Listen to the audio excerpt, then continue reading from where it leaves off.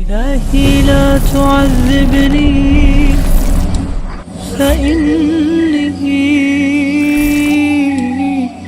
কোনো ব্যক্তি পাহাড় সমপরিমাণ গুনাহ করে যদি গুনার জন্য অনুতপ্ত হয়, এই গুনাহ নিয়ে শেষ বিচারের দিন তার রবের সামনে দণ্ডায়মান হওয়াকে ভয় করে, তাহলে আল্লাহ তাআলা সেই ব্যক্তির গুনাহসমূহকে ক্ষমা করে দেন।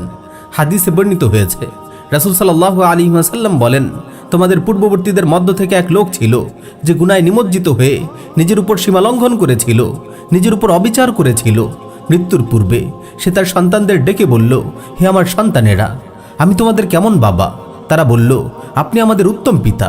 সে বলল, হে আমার সন্তানেরা, মৃত্যুর পূর্বে আমি তোমাদের একটি ওসিয়ত করছি, তোমরা আমার এই ওসিয়তটি রক্ষা করবে তো? তারা বলল, হ্যাঁ, অবশ্যই করব।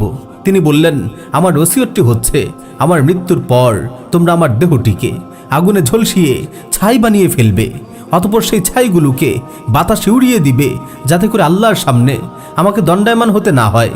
কারণ আমি এত অপরাধ করেছি, এত অন্যায় ও সীমালঙ্ঘন করেছি যে আল্লাহ তাআলা যদি আমাকে পান, তাহলে তিনি আমাকে এমন শাস্তি দিবেন যেই শাস্তি তিনি আর কাউকে দেননি। অতঃপর তার মৃত্যুর পর তার সন্তানেরা শত কষ্ট হওয়া সত্ত্বেও বাবার দেয়া সেই যন্ত্রণাদায়ক ওসিয়তটি বাস্তবায়ন করলো। তাকে আগুনে পুড়িয়ে তার ছাইগুলো বাতাসে উড়িয়ে দেওয়া হলো। হাদিসের মধ্যে এসেছে, আল্লাহ তাআলা কিয়ামত দিবসে বাতাসে উড়িয়ে দেয়া তার সকল অংশকে একত্রিত করবেন। ইন্নাল্লাহা আলা কুল্লি শাইইন কাদির, কারণ আল্লাহ তাআলা তো সকল বিষয়ের উপর ক্ষমতাবান। অতঃপর আল্লাহ তাআলা তার সকল অংশকে একত্রিত করে তাকে পুনর্জীবিত করবেন। সে ভয়ে কাঁপতে থাকবে। আল্লাহ তাআলা বলবেন, হে আমার বান্দা, তুমি এই কাজটি কেন করলে? তুমি কি ধারণা করেছো যে আমি আবার তোমাকে পুনর্জীবিত করতে পারবো না? সে ভয়ে কম্পমান কণ্ঠে বলবে, হে আমার প্রতিপালক, বিষয়টা এমন নয়, বরং আমি পাপের কারণে, আমি আমার গুনার কারণে, আমি আমার সীমালঙ্ঘনের কারণে আপনার সামনে দণ্ডায়মান হওয়াকে ভয় করছিলাম। আপনার সামনে উপস্থিত হতে আমার প্রবল ভয় ও ভীষণ লজ্জা হচ্ছিল, এজন্য আমি এমনটা করেছি। এই কথা শোনা মাত্রই আল্লাহ তাআলা তার ফেরেশতাদের ডেকে বলবেন, হে আমার ফেরেশতারা, তোমরা সাক্ষী থাকো। হে আমার ফেরেশতারা, তোমরা সাক্ষী থাকো। আমি আমার এই বান্দাকে ক্ষমা করে দিলাম, আমি আমার এই বান্দাকে ক্ষমা করে দিলাম। প্রিয় ভাই ও বোনেরা, আল্লাহ তাআলা পবিত্র কালামে মাজিদে বলছেন, ওয়া আম্মা মান খাফা মাকামা রাব্বিহি ওয়া নাহান নাফসা আনিল হাওয়া ফাইন্নাল জান্নাতা হিয়াল মাওয়া। আর যে ব্যক্তি তার রবের সামনে দণ্ডায়মান হওয়াকে ভয় করেছে এবং নিজেকে প্রবৃত্তির অনুসরণ থেকে বিরত রেখেছে, জান্নাতই হচ্ছে তার একমাত্র আবাসস্থল। আল্লামা ইবনুল জাওজি রাহিমাহুল্লাহ বাহরুদ্দুমা নামক গ্রন্থে এমন আরেকটি ঘটনা উল্লেখ করেছেন।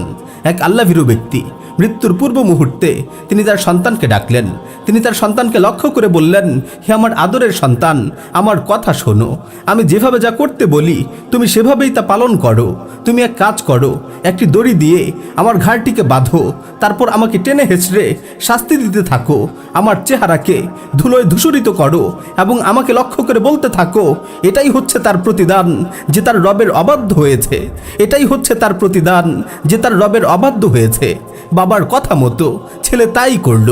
এরপর লোকটি আকাশের দিকে তাকিয়ে রবের কাছে ফরিয়াদ করে বলতে লাগলো, হে আমার রব, হে আমার মুনিব, হে আমার মাওলা, আপনার কাছে আসার সময় যে হয়ে গেছে, এখনই হয়তো মৃত্যু চলে আসবে। আমি আপনার কাছে কি নিয়ে উপস্থিত হব? আপনার সামনে কিভাবে দাঁড়াবো? আপনার সামনে কথা বলার কোনো সাহস যে আমার নেই। তবে আমি গুনাহগার, আপনি তো ক্ষমাশীল। আমি পাপী, আপনি তো দয়ালু।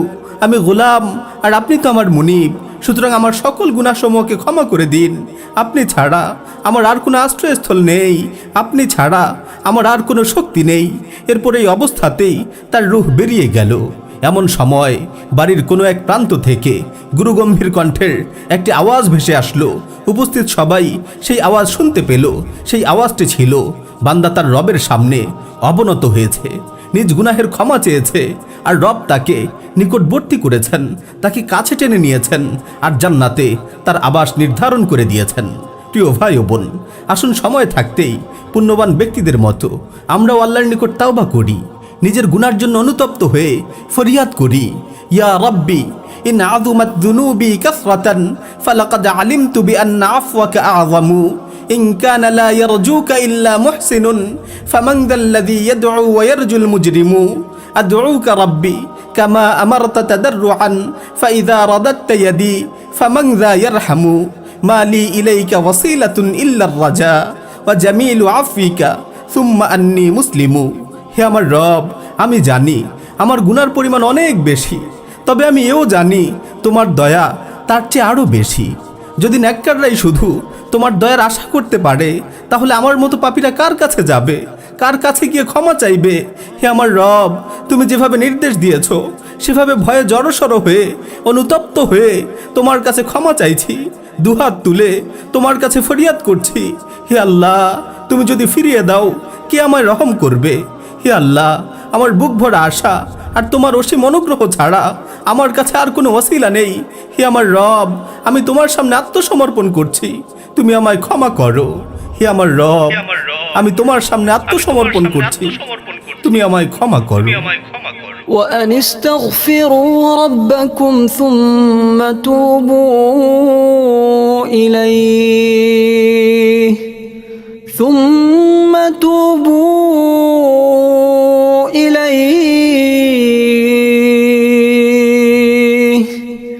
يمتعكم متاعا حسنا إلى